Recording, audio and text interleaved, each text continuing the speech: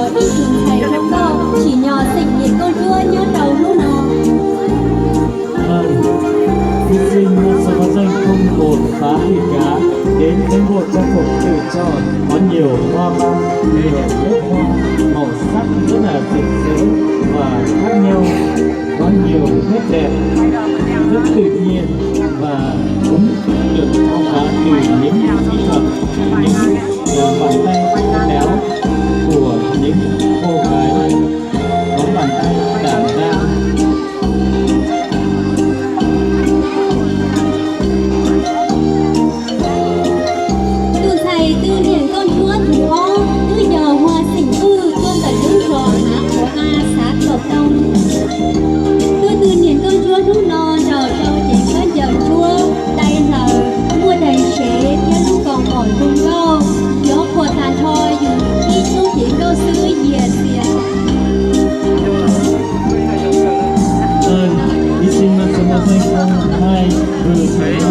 Để hiệu quả bản thân của xã Cộng Đồng, em đã tốt nghiệp 12. Vâng, bây giờ hiện tại trên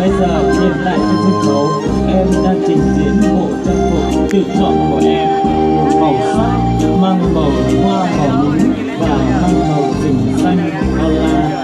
đó là một màu sắc mà sở thích của em đã tự chọn màu sắc này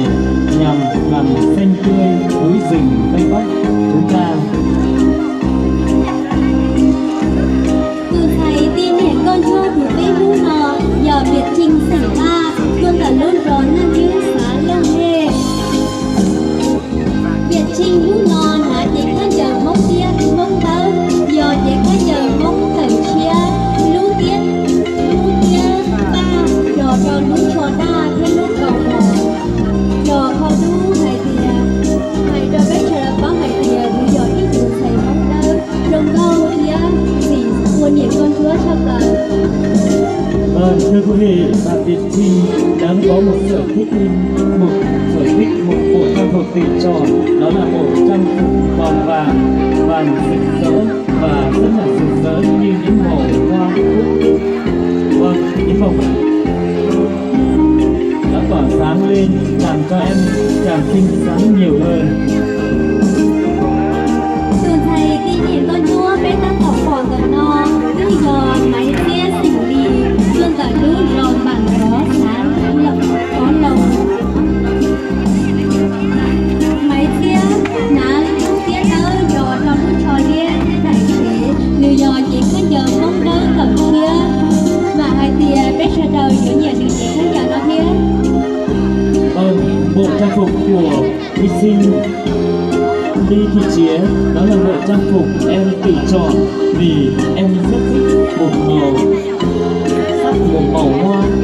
hơi đỏ và cũng hơi thắm như màu hoa đào vậy, đó là thể hiện một cái màu sắc, một cái nét đẹp của cá tính riêng biệt của em. Những màu sắc đó đã tô lên cho em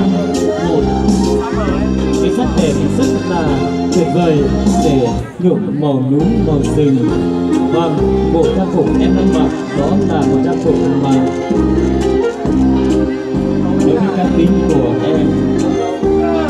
Từ thầy tin những con chúa từ khi giờ tổng thị viên tên là lúc ròn là la xã mường bám lúc nọ tổng thị viên là chỉ có giờ mong đỡ thầm chia chỉ nghĩa giờ lì lúc đò đầu lúc đò nổ nha. Vâng, bộ trang phục của em mang số danh 05 tổng thị viên đó là một trang phục em tự chọn. Và bộ trang phục của em có những màu sắc rất là khác biệt, những màu sắc rất là ngôi sao làm óng ánh hơn bản thân em.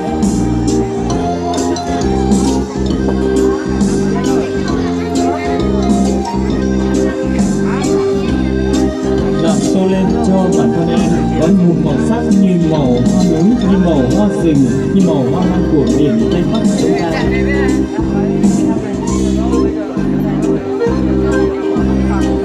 Từ thầy tin niệm con chúa bé ta còn ở nó tới giờ máy cá xỉn hư con cả lúc nọ cho ngày về xã Quảng Ma lúc nọ máy thiên hả lúc thiên ơi rồi cho lúc cho xỉa đò lúc có mỏi nồng. Vâng, trang phục tự chọn của em từ thịt cá đến từ bản công nghệ B. Bộ trang phục em tự chọn đó là một màu xanh, áo màu xanh da trời và yếm màu xanh da trời, và em có một bộ váy rất đẹp như con công múa trên rừng này, đó là thêu bằng những bông hoa núi liếm, những bàn tay khéo léo của những cô gái Mông và những cô gái đã từng học hỏi kinh nghiệm những từ cha ông, từ các bà mẹ để khéo léo thu thùa được bộ trang phục của em mặc ngày hôm nay, để tô lên màu xanh da trời, làm đẹp lên cho bản sắc của em, làm cho em rực rỡ. Từ thầy bé đã tỏ bỏ đời no, do từ thầy mua lúc bé hùa chi sinh ba, tuôn đời lúc rò từ xá bà tổng. Chi sinh ba là chỉ có giờ muốn đỡ tàu chia, nếu giờ ít chỉ không giờ rung đâu, tao còn lòn tàu ít sạch đề, đời bé từ thầy muốn hùa. Vâng, thưa quý vị, bộ trang phục em đang mặc đó là một bộ trang phục em rất yêu thích, em tự chọn. Cả bộ trang phục của em cùng một màu xanh, rất là xanh bàng ngàn như núi rừng. Màu xanh đó dù em có đến nơi đâu thì cũng có những chàng trai có thể phát hiện ra là có em đi qua, vì bộ trang phục em đang mặc đã tô lên vẻ đẹp của em, làm cho em rực rỡ, làm cho em rất là xinh đẹp. Vì bộ trang phục em tự chọn đó là cá tính cách của em đã thích màu xanh, và em đã thích màu xanh của em, và xin cảm ơn. Tuôn thầy đi nhìn con chúa bé ta tỏ bỏ đời no, từ giờ thì sinh ư, tuôn đời lúc sáng của tông, lúc no thì sinh ư, là chỉ cứ giờ không đỡ tàu chia, nữ muôn, đùa đi, nụ tia lia, nụ trò lia, đại chế, lúc cầu mỏ, và vào lúc sáng lia, thì tôi tí nhìn con chúa lúc no, sáng, thì giờ sẽ bỏ cho kế mạng anh, sáng hoa không dừng, vì lên đói lên từ sáng, hoa không mình được gì về, xin nhưng mà, thì sao, xin về. Vâng, bộ trang phục em người quý vị đang mặc cho người mình là một trang phục mà thật sự là có rất nhiều nét màu sắc khác nhau và độc đáo khác nhau, và không biết là cô gái cố gắng như thế nào mà mới tiêu thụ được bộ trang phục này. Bộ trang phục thật sự là tôi nhìn vào rất khó, thì bộ trang phục này rất là cầu kỳ mà rất là ám ảnh, thì thí sinh đã rất là yêu thích và chọn bộ trang phục này để làm tô thêm màu sắc rực rỡ của mình. Thưa thầy, tuy nhiên con chúa của chưa nung no, do mãi lì sinh mùa, tuôn đời lúc rò bà hầu sáng còn ma, mãi lì sinh mùa, thì chỉ có nhận chúa và chú còn hỏi chúa, có mùa tao hãy thì cứ giờ ít tuổi thầy có sư, giờ điện tuổi thầy chỉ tao giờ là cũng có miệng. Vâng, thưa quý vị,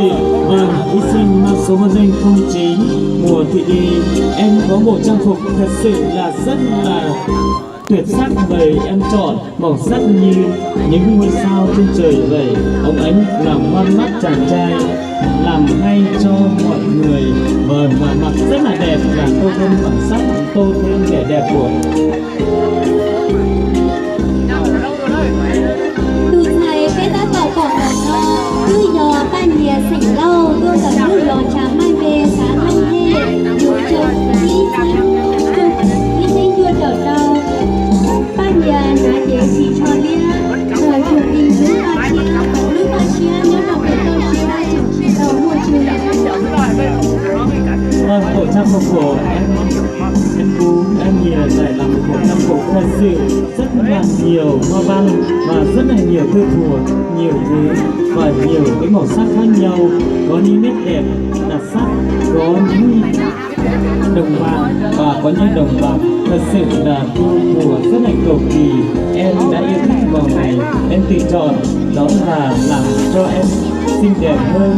làm cho em tự nhiên hơn, và làm cho em tự tin về mình nhiều hơn về một trang phục của mình, và để em giữ gìn và phát triển nó.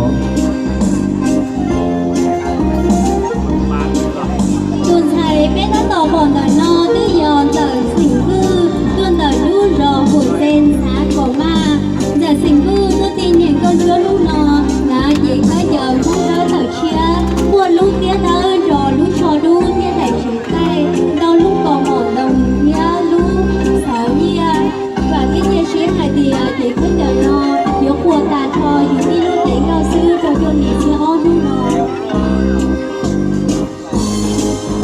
Vâng, bộ trang phục em đang mặc thật sự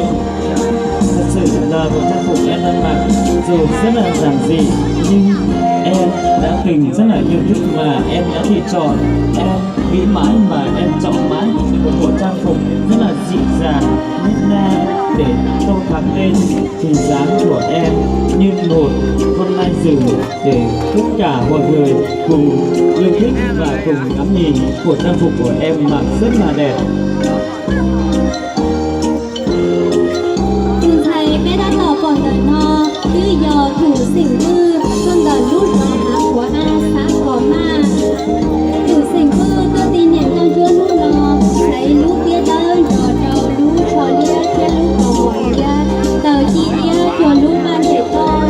ban chạy to nhỏ trò trống của chỉ trong một ít thủ bùi trò đi vì đi tờ và hai tia cho đi xe ô xuân no tôi tin niệm con chúa giữa quân trò thủ bùi bên trò lút ban học lia. Vâng, thưa quý em thủ chọn đó là màu trắng, váy màu trắng và áo màu hồng, đó là thể hiện cái bản sắc văn hóa dân tộc. Em là người Mông Trắng, em giữ gìn bản sắc văn hóa dân tộc của mình để tô thắm lên những cái nét đẹp văn hóa của em. Em có một màu sắc màu rừng rất độc đáo. Con thầy tin niệm con chúa luôn mò như giờ nghe sinh vư tuân đời lúc rò từ sáng xã phá lòng nghe sinh vư tôi tin niệm con chúa luôn nò là chỉ cái giờ mong đỡ đời chia và thiết như chia hai tiền chỉ cái giờ nó đổ ra cho đời nhiều. Vâng, trang phục của em kia chị chọn đó là một bộ trang phục mà em đã suy nghĩ rất lâu. Em đã từng ước mơ được một mặc bộ trang phục này để giữ gìn bản sắc văn hóa của em. Một bộ váy màu trắng và một áo đen màu đen sắc rừng, một màu đen đó là thể hiện một cái sự trung thủy, một cái nét na tính dịu hiền của em để tô thắm lên tính nét na của em. Em đã vui đùa được rất nhiều màu sắc để thắt lên trên áo của em để thể hiện rõ bản sắc văn hóa sở thích của em, đó là màu đen và màu trắng cùng tất cả một số màu khác để tô thắm lên vẻ đẹp của em.